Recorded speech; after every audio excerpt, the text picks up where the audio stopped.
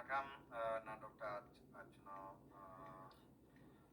Right. உங்களுக்கு ஒரு 3 முக்கியமான விஷயம் சொல்ல போகிறேன். முதலாவது வந்து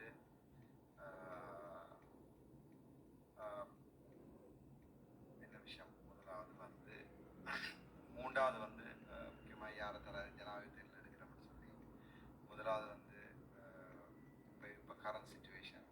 ரெண்டாவது வந்து நாங்கள் பொது வேட்பாளர் சம்பந்தமாக இருக்கலாம். ஃபர்ஸ்ட்டாக வந்து கரண்ட் சுச்சுவேஷன் இப்போதைக்கு நான் நினைக்கிறேன் இப்போ எங்கள்கிட்ட தமிழ் தேசிய கூட்டமைப்பில் இருந்து அங்கஜன் மற்றது அமைச்சர் டக்ளஸ் தேவானந்தா, அதாவது பழம்பெரும் முதிர்ந்த அரசியல்வாதிகள்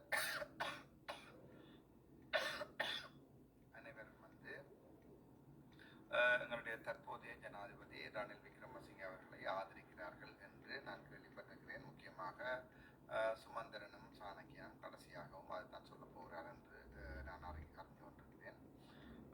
இரண்டாவதாக 2 பெரிய வேட்பாளர்களுக்கும் நாங்கள் கதைச்சு அவங்களுடைய பின்னூட்டல்களை கேட்டு 2 கடிதங்களை எடுத்தனால் அதில் முதலாவதாக வந்து நான் நேற்று ஞாயிற்றுக்கிழமை ஃபுல்லாக ட்ரை பண்ணினால் எங்களுடைய ரணில் விக்ரமசிங்கே அவர்களை சந்தித்து அவங்களுடைய தற்போதைய ஜனாதிபதி ரணில் விக்ரமசிங்கே அவர்களை சந்தித்து அந்த கடிதத்தை கொடுப்பதற்காக அதுக்குரிய செயலாளரை நான் தொடர்பு கொண்டபோது அவர்கள் சரியாக பிஸியாக இருப்பதாகவும் என்னுடைய சப்போர்ட், அதாவது வந்து என்னுடன் சும்மா கதைக்கத்தான் கூப்பிட்டிருப்பதாகவும், அதாவது தங்களுக்கு தேவையான சகல சப்போர்ட்டும் இருக்கிறது மாதிரியான அவர்களுடைய கருத்துக்கள் வந்து என்னோட வந்தது.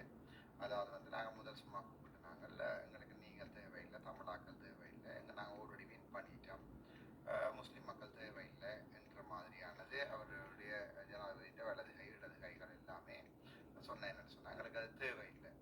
அதாவது உங்களுடைய உடன்படிக்கையில் உங்களோட கடிதங்களை வேண்டி பார்க்குறதுக்கு வந்து எங்களுடைய ஐயாவுக்கு நேரம் இல்லை, உங்களுடைய உடன்படிக்கையில் தேவையில்லை, இப்போ இருக்கிற பிரச்சனையில் வந்து நாட்டை வந்து காப்பாற்றி எடுக்கணும். இப்போ அதுக்கு வந்து நீங்கள் உங்களுடைய தமிழர்களுடைய கோரிக்கைகளை வந்து அப்படி வித்தியாசமாக எல்லாம் வைக்கல, அதாவது தேவையில்லைன்னு சொன்னேன்.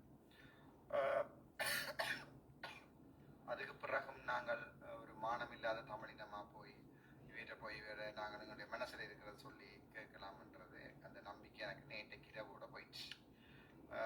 அதற்கு பிறகு சஜித் பிரேமதாஸ் அவர்கள் என்னோட ஞாயிற்றுக்கிழமை காலமே 1 மணி அளவில் வந்து தற்போதைய ஆப்போசிட் லீடர் சஜித் பிரேமதாஸ் வந்து என்னோட கதைத்திருந்தார். அப்போ அவரிடம் சொன்னேன், நாங்கள் பொதுமக்கள் ஒரு சில கோரிக்கைகள் வைத்திருக்கிறார்கள் சார், நான் வந்து உங்களோட கதைக்கலாமான்னு சொல்லி.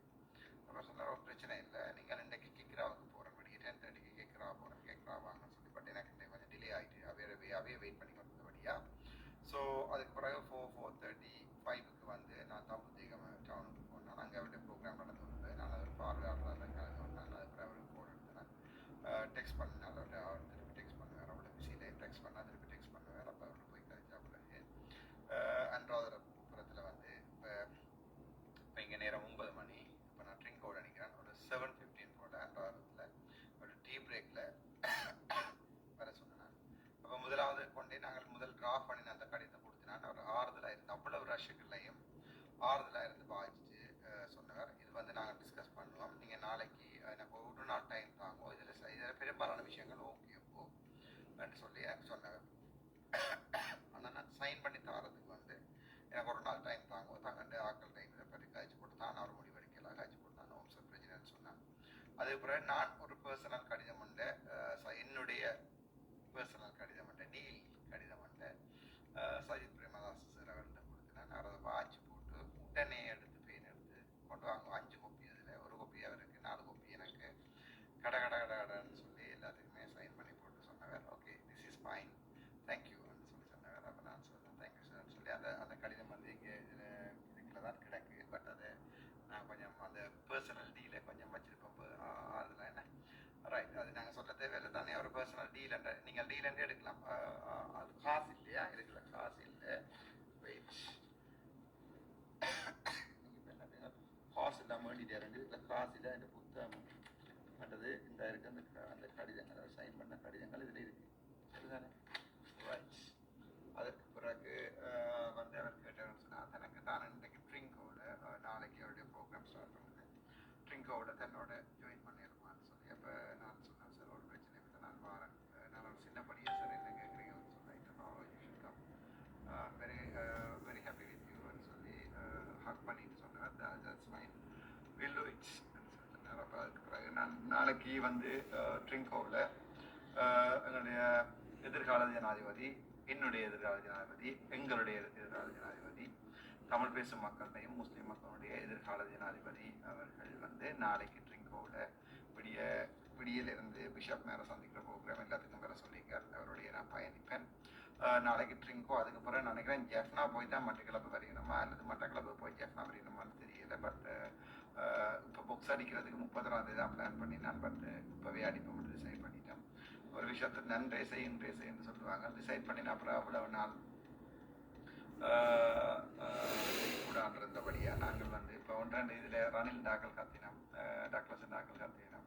உங்களுக்கு ஆக்கள் இருக்கு தாராளமாக. அங்கோஜன் ராமனான் இருக்கிறார், அதுக்கு பிறகு உங்களுடைய தமிழ் எம்பிக்கள் இருக்கிறார்கள், ஆடிக்குள் இருக்கிறது, மட்டக்களப்பு மேளம் இருக்கிறது. எல்லாத்தையும் வச்சு நீங்கள் நாங்கள் அரசியல் செய்வோம். நாங்கள் இங்கே தனியாக நிற்கிறோம்.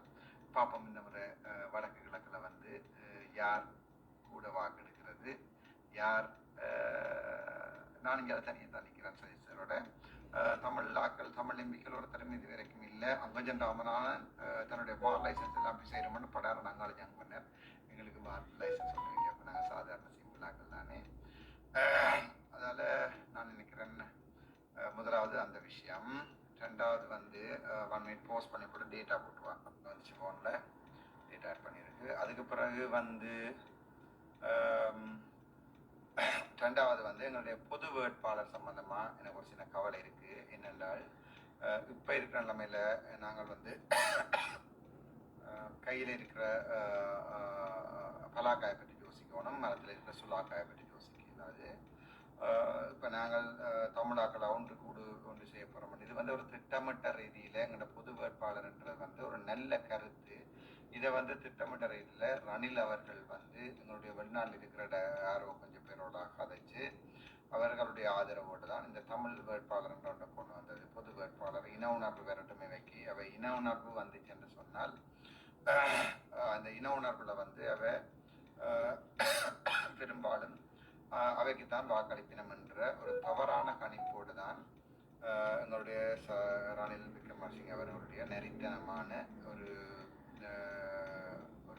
நெறித்தனமான பிளான் தான் அந்த பொது வேட்பாளர்ன்றது. அதுக்குள்ள பாவன அரியநேந்திரன் வந்து மாற்றப்பட்டிருக்கிறார். சரியான கவலையான விஷயம். எனிவே நாங்கள் அவருக்கு எங்களுடைய ஆழ்ந்த மன வருத்தங்களை தெரிவித்துக் கொள்கிறோம். அவர்கள் ஜனாதிபதியாக வர முடியாது.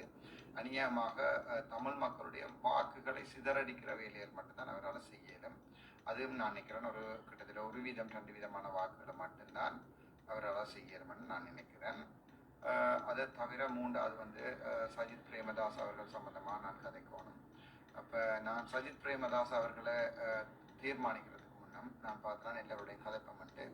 அதில் அனுராக் குமார திசாநாயக்க கிளியராக சொல்லிட்டார், எங்களுக்கு வந்து தேவையில்லை. அதாவது வந்து எங்களுக்கு தமிழாக்கள்கிட்ட போட் தேவையில்லை, முஸ்லீம் ஆக்கள்கிட்ட போட் தேவையில்லை, நாங்கள் எங்கண்ட வாக்குகளாலேயே வெல்லுவோம்னு சொல்லி அவர் வடிவாக கிளியராக சொல்லிட்டார். அதுக்கு பிறகு அவரோட கதைச்சு அந்த இந்தி மாவும் ஏதோ இந்த பர்சனலை பற்றி கதைக்கணுமான்னு சொல்லி ஏதோ செலஸ்டீனம் சேர்ந்து மிஸ்டர் செலஸ்டீனம் இந்தி மாவும் சேர்ந்து ஒரு ஏதோ ப்ரோக்ராம்ஸ் எல்லாத்தையும் வீடியோ வச்சுருந்தேன். இந்த பர்சனல் கதைங்க தாராளமாக நான் எல்லாமே சொல்லியிருக்கேன். நீங்கள் அது கேட்குறது கதைப்பீங்கன்னு தான் சொல்லிக்கோங்க. நீங்கள் இந்த இந்த பர்சனலில் கதைக்க எனக்கு ஆதரவு கூடும், ஆதரவு புரியாது. நான் அப்பட்டமானவன், எல்லாமே படிப்படியாக சொல்லியிருக்கிறேன். வேறும் ஏதாவது இருந்தேன்டா அதையும் கதைங்க பர்சனலாக ஒரு சந்தோஷம் இல்லை இருந்தால் எனக்கு சொல்லி போட்டு கதைங்க. அப்போ நானும் கேட்குறேன் புதுசு புதுசாக சொல்லிக்கல. முக்கியமாக உமாரன் ராசையா மாதிரியான ஒரு அடிமட்ட முட்டாள்கள் வந்து இப்படி ஏதாவது பர்சனலாக அவனே எனக்கு தெரியும், அவன் எங்கட அவன் பாட விடாண்டு தான் கதைக்கிறேன். நான் கதைக்கிறது எல்லாத்தையும் நிப்பாடும் உமாரன் ராசையா. நான் நினைக்கிறேன் நீங்கள் அப்படி கதைக்கிறது சரியில்லையா நினைக்கிறேன். உங்கள்கிட்ட நான் கேஸ் தரையில்ன்றாக்காண்டு நீங்கள் அப்படி கதைக்கக்கூடாது.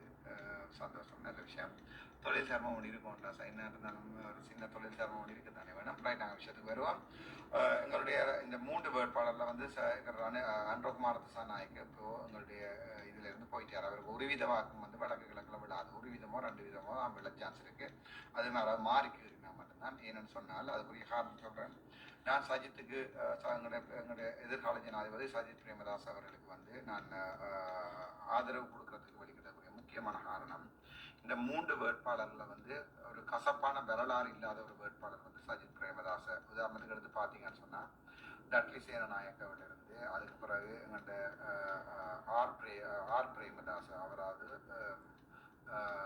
சஜித் பிரேமதாஸ் அவர்களுடைய தகப்பன் ஆர் பிரேமதாசா 1988 ஆண்டிலிருந்து 1993 வரை மே மாதம் 1 வரை வந்து ஒரு துரதிருஷ்டவசமாக ஏதோ ஒரு பிரச்சனையில் ஒரு குண்டு வெடிப்பொன்றில் வந்து பலியானவர் ஆர் பிரேமதாசா. அது பழைய வரலாறு. இப்போ நானும் என்னுடைய தந்தையை இழந்திருக்கேன். அப்போ நான் அவர்களுக்கு கொடுத்ததுன்னு சொல்லி அவர் சொன்னேன். சரி நான் சொன்னேன் சார் நான் இந்த தந்தையை இழந்திருக்கேன், நீங்களும் ஒரு தந்தைகள் இல்லாத ஆள்.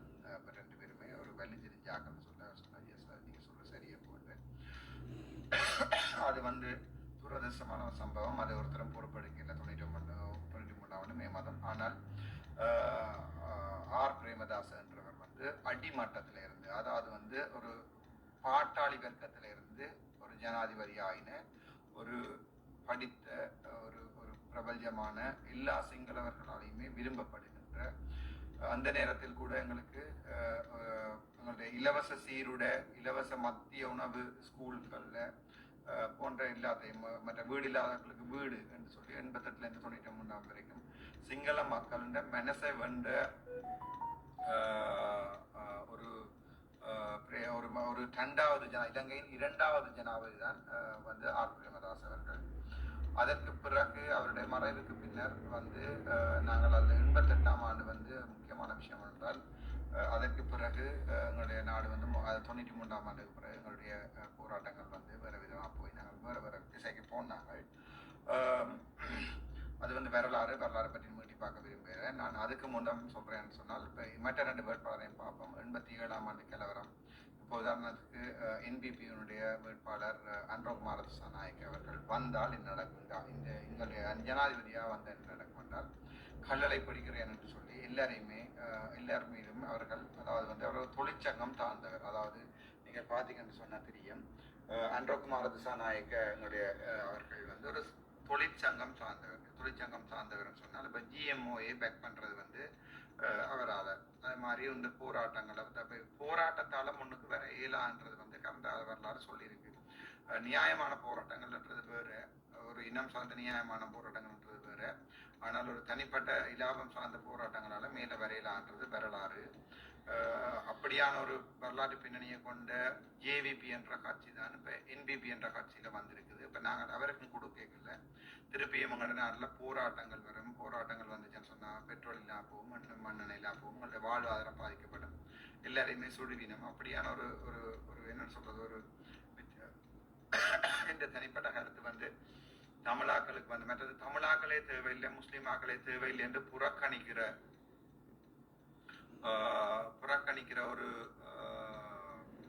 ஒரு ஜனாதிபதியை வந்து நாங்கள் அடுத்த வரலாற்றில் வந்து நான் சொன்னா கூட ஒருத்தரம் போட மாட்டேன். ஸோ எங்களுக்கு அவர் ஜேபி அன்ரோகுமார திசாநாயக்க வந்து ஜனாதிபதி தேர்தலில் எங்களுடைய தெரிவிலிருந்து வெளியால் போயிட்டார். அதுக்கு அடுத்ததாக இருந்தது வந்து 1988 ஆண்டு பட்டர்லேண்ட் படுகொலை என சொல்லப்படுகின்ற 60,000 சிங்கள சகோதரர்களை கொண்டதற்கு காரணம் குற்றஞ்சாட்டப்பட்டவர் தான் தற்போதைய ஜனாதிபதியாக இருக்கிறார் என்றது என்னுடைய கருத்து. அது நான் யூடியூப்பில் தான் அறிந்து கொண்டேன். வயசு போன பழைய சிங்கள தாத்தாக்கள் சொன்ன கதையை நேற்று முதல் நாள் அவரிடம் கேட்டேன், என்ன வரலாறு என்று. ஸோ அப்படிப்பட்ட வரலாறுடையவர் 2002 ஆண்டு மறுபடியும் எங்களுடைய ஈழ விடுதலை போராட்டம் என்ற ஒன்றை வந்து சின்ன வடக்கையும் கிழக்கையும் பிரித்த பெருமைக்குரியவர் வந்து எங்களுடைய தற்போதைய ஜனாதிபதி என்றது எங்களுக்கு தனிப்பட்ட கருத்து. அதன் பிறகு பார்த்தீங்கன்னு சொன்னால், ஒவ்வொரு வருடம் வந்து இந்த 2019 ஆண்டு கூட ஆரோ எறிஞ்ச கல்லாற்ற மண்டியோட விழுந்த மாதிரி வந்து அரகல போராட்டத்தின் மூலம் இருந்த ஜனாதிபதி செலுத்தப்பட்ட போது தானாகவே அதுக்குள்ள வந்து எல்லாரையும் சுட சொல்லி ஜனாதிபதி செலுத்துக்கு முன்னால் பொதுமக்களை எல்லாம் சுட்ட ஒரு வரலாறு ஒன்று இருக்குது. இப்போ அப்படியான ஒரு ஆளை திருப்பி கொண்டு விட்டுட்டோம்டா இன்னொரு 4 வருஷம் வரைக்கும் வெயிட் பண்ண வேணும். ஸோ அதில் நான் முடிவெடுத்தினான். அதனால் அவருக்கு ஒரு சான்ஸ் ஒன்று கொடுத்துக்கோன்னு பார்த்தீங்கன்னா நான் மனசில் இன்னும் இருக்குண்டு எங்களை தமிழாக்கள் தேவையில்லைன்னு சொல்லி கிளீனாக சொன்ன பிறகு நான் வீட்டை போய் எங்களுடைய வாக்கு போட சொல்கிறது வந்து எங்களோட தமிழ் மக்கள் என்ன வந்து ஆதரிக்க மாட்டோம் என்ற கருத்தை வந்து எதிர்ப்பினான். ஸோ எங்களோட தமிழ் மக்களுடைய இல்லை தற்போதைய ஜனாதிபதி என்றபடியாக 70 நாட்கள் போய் கதைக்க சொன்னதுக்காண்டி நான் கதைக்க ட்ரை பண்ணி நான் அவன் தேவையில்லை போலன்னு சொல்லியிருந்தான். ஸோ இப்போ இருக்கிற நிலைமையில வந்து ஒரு பழைய வரலாறும் இல்லை, அதாவது கெட்ட வரலாறும் இல்லாத பாமர மக்கள்ல இருந்து படித்தவர்கள் வரைக்கும் போய் இருந்து வேலை செய்யக்கூடிய ஒரு ஜனாதிபதி தெரிவன்னு சொல்றது வந்து எங்களுடைய சஜித் பிரேமதாஸ் அவர்கள் மட்டும்தான். ரணசிங்க பிரேமதாஸ் அவருடைய மகன். அவர் தான் எங்களுடைய ஒரே தெரிவாக இருக்கும். ஸோ நான் இந்தியிலிருந்து வந்து எங்களுடைய சஜித் பிரேமதாஸ் அவர்களுடைய முழு முழு முழு மூச்சான ஆதரவாளராக இருப்பேன். அவருடைய வெற்றிக்காக பாடுபடுவேன். ஆனால் இப்போ கணவர் கேட்கலாம், அவருடைய கட்சியில் இணைஞ்சிருக்கிறீங்களான்ட்டு. ஒரு நாளும் இல்லை, நான் ஒரு கட்சியிலே மனையலை. இதில் வந்து நாங்கள் ஒரு ஜனாதிபதியை தேர்ந்தெடுக்கிறதுக்காண்டி நாங்கள் வந்து ஒரு டிசைட் பண்ணிக்கோம். நான் இதை நான் என்று போட்டது என்னன்னு சொன்னால், அப்போ நான் டிசைட் பண்ணியிருந்தான். இப்போ உங்களோட குரல் அது மாறி இருக்குமென்னு நான் நினைக்கிறேன். நீங்கள் எல்லாம் சந்தோஷப்படுங்க நினைக்கிறேன். எங்களுக்கு ஒரு அது அப்பழுக்கட்ட பழைய வரலாறு இல்லாத ஒரு ஜனாதிபதியை தேர்ந்தெடுக்கணும். அவருடைய தந்தையார் வந்து சிங்கள மக்களால் மிகவும் விரும்பப்படுற ஒரு ரணசிங்க பிரேமதாஸ் என்று சொன்னால் ஒவ்வொரு வயசு போனாக்களும் வந்து அப்படி நெஞ்சில கையில தொட்டு எங்களுடைய தெய்வம் என்று சொல்லப்படுகின்ற ஒரு ஒரு ஒரு உன்னதமான புனிதமான மனிதனுக்கு பிறந்தவர் தான் எங்களுடைய சஜித் பிரேமதாச. அவரும் வந்து ஒரு ஒரு பழைய வரலாறு இல்லை. அவர் ஆப்போசிட் லீடராக இருக்கையும் இவ்வளவு விஷயங்கள் செய்திருக்கிறார். அதை விட அவருக்கு ஒரு கெட்ட வரலாறோ அப்படியோ ஒன்றுமே இல்லாததால மற்றது இன்னொரு விஷயம், போன முறை வந்து அவருடைய வாக்கு வங்கி வந்து 48% 47% இருந்தது. ஸோ இந்த முறை அவர் 48% இருந்து இன்னொரு 3% போறது மட்டும்தான் அவருக்கு தேவைப்படும். அந்த 3% வாக்கு தான் நாங்கள் கஷ்டப்பட்டு எடுத்து கொடுக்க போகிறோம். ஆனால் அன்றகுமார் திசாநாயக்க பார்த்தீங்கன்னு சொன்னா அவருக்கு ஒரு சீட்ல இருந்தாக்கள், ஒரு சீட் 2 சீட்ல இருந்தாக்கள் அவ 50க்கு வாரன்றதோ அல்லது தேசிய பட்டியலில் வந்து தற்போதைய ஜனாதிபதி கூட திருப்பி 50% வாக்கப்படுறதுன்றது எங்களை பொறுத்த வரைக்கும் சிங்கள மக்கள் கனவோட கழிச்சிருக்கிறோம். எல்லாருமே சிரிக்கணும். அப்படி எல்லாம் வரையிலாதானே ஒரு நேர்ந்து. ஸோ எங்களுடைய இந்த தெரிவு வந்து எங்களுடைய தமிழ் மக்களுடைய தெரிவு. அப்போ நீங்கள் கேட்பீங்கள், அவரை தெரிஞ்சு போட்டு இப்போ எங்களுடைய அரசியலுக்கு என்ன நடக்கும், நீங்கள் எல்லா கட்டமைப்பையும் உடைச்சிட்டீங்க, அதாவது இவ வந்து கூட்டமைப்புகளை எல்லாம் அது நான் உடைக்கல, தாங்களாக உடைஞ்சவ. பாராளுமன்ற தேர்தலில் நாங்கள் பெரும்பாலும் தனியை தனிப்போம், ஒரு தனி கட்சி அமைப்போம். அந்த தனி கட்சியில் வந்து ஹைலி இன்டெலெக்சுவல் கம்யூனிட்டி ஒன்றை கொண்டு வருவோம். ஒரு நல்ல இதய சுத்தி உள்ள எதிர்காலத்தில் வந்து பொதுமக்களுடைய அபிலாசைகளை வழங்கி கொள்கிற ஒவ்வொரு பொதுமக்களையும் தன்னுடைய சொந்த அண்ணன் தம்பியா பார்க்கின்ற ஒரு 10-15 யங்ஸ்டர்ஸ், இளமையான ஒரு ஒரு துணிச்சலான ஒரு 15 எம்பிமாரை கொண்டு வரணும்ன்ற ஆசை. அப்படி கொண்டு வந்து நாங்கள் 1-2 கேபினெட் மினிஸ்ட்ரியோ அல்லது 3 கேபினெட் மினிஸ்ட்ரியோ இன்னும் வடக்கு கிழக்கு எல்லாமே சேர்த்து மற்ற முஸ்லிம் சமூகங்களுடன் சேர்ந்து அவர்கள் எவ்வாறு தீர்மானித்திருக்கிறார்கள் எனக்கு தெரியாது. அவர்களும் என்னுடைய கருத்தை ஆதரிப்பார்கள் நினைக்கிறேன். அதற்கு பிறகு நாங்கள் ஒரு முடிவுக்கு வந்து நாங்கள் கவர்மெண்டோட சப்போர்ட் பண்ணி எங்களோட டெவலப்மெண்ட்டை கொண்டு வருவோம். முக்கியமாக டயஸ்போராவோட இங்கேருந்து வெளிநாள் இருக்கிறார்கள்லாம் வரக்கூடியதாக இருக்கும், இன்வெஸ்ட் பண்ணக்கூடியதாக இருக்கும்.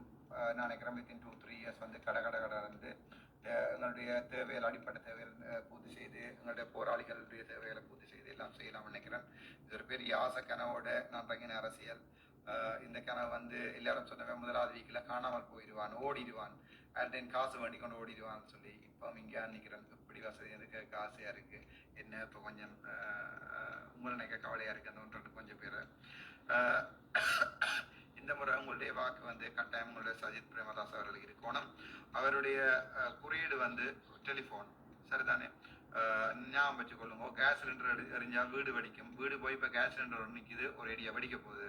பட் நீங்கள் எல்லாரும் என்னோட கதைக்கு ஆசைப்படுற சின்னத்தில் டெலிஃபோனில், ஸோ அந்த சின்னத்தில் இருக்கிற எங்களுடைய எதிர்கால ஜனாதிபதி சஜித் பிரேமதாஸ் அவர்களுக்கு எங்களுடைய 100% ஓட்டையும் போட்டிங்கன்னு சொன்னால் இந்த முறை அடுத்த முறை நாங்கள் கேட்கலாம், சார் நாங்கள் உங்களை ஜனாதிபதி ஆக்கிவிட்டு நாங்கள் உங்களுக்கு இருக்கிற முழு ஓட்டையும் தந்திருக்கிறோம் என்று சொல்லி, அதுக்கு தனி கட்சி தான் ஒரே வழி. ஜஸ்ட் நாங்கள் தனி கட்சி தான் போகிறோம். பட் ஜனாதிபதி தேர்தலில் உங்களை நாங்கள் ஜனாதிபதி ஆக்கினது நாங்கள் தான் என்று சொல்லுவோம்.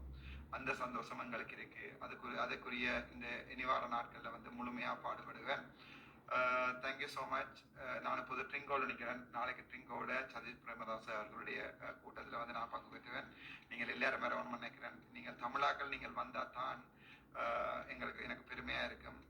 நானும் சொல்வேன், சார் பாருங்க இவ்வளோ தமிழாக்கள் இருக்கிறோம், கதை கேட்க இவ்வளோ தமிழாக்கள் சத்தம் போடினோம்னு சொல்லி நான் நினைக்கிறேன். ட்ரிங்கோவால் இந்த ட்ரிங்கோன்றது எங்கள் அப்பா வந்து 1960ஆம் ஆண்டு ஃபர்ஸ்டாக கஸ்டம்ஸில் வேலை செய்யல. அம்மா அப்பாவும் கல்யாணம் கட்டி வந்திருந்த இடம் திருகோணமலை. மற்றது என்னுடைய நண்பர்கள் கனவே இருக்கிறார்கள். நான் இப்போது ட்ரிங்கோவில் தான் நிற்கிறேன். நாளைக்கு விடிய ப்ரோக்ராம் எத்தனை மணிக்கு நான் இந்த ஃபேஸ்புக்கில் போடுறேன். தயவுசெய்து வாங்குவோம். முடிஞ்ச வரைக்கும் உங்களுடைய அம்மா தம்பி சகோதரங்கள் எல்லாரையும் கூட்டிகிட்டு வாங்குவோம். நாங்கள் காட்டுற அந்த ஒரு என்ன சொல்கிறது அந்த ஒரு சப்போர்ட் தான். அதாவது வந்து அவருடைய இதுதான் எதிர்காலத்தில் வந்து அவர்கள் எங்களுக்குரிய செய்ய வேண்டிய எல்லாத்தையும் இப்போ நாங்கள் வீட்டில் இருந்து கொடுக்குற சொல்லலாம் நாங்கள்லாம் போட்டாங்கன்னு சொல்லி. ஸோ நாளைக்கு வாங்குவோம். நாளைக்கு நான் இன்றைக்கு இங்கே அனுப்பேன். அதுக்கு பிறகு யாழ்ப்பாணம் போகிறேன் சஜித் சாரோட. அது பிறகு மற்ற பேட்டிக்கிலோ போகிறேன். வடக்கு கிழக்கு முழுக்க சஜித் சாரோட போகிறேன். புக்ஸ் அடிக்க தொடங்கியாச்சு. எப்படி வசதி கேட்டு சொல்லுங்க. Thank you so much. Have a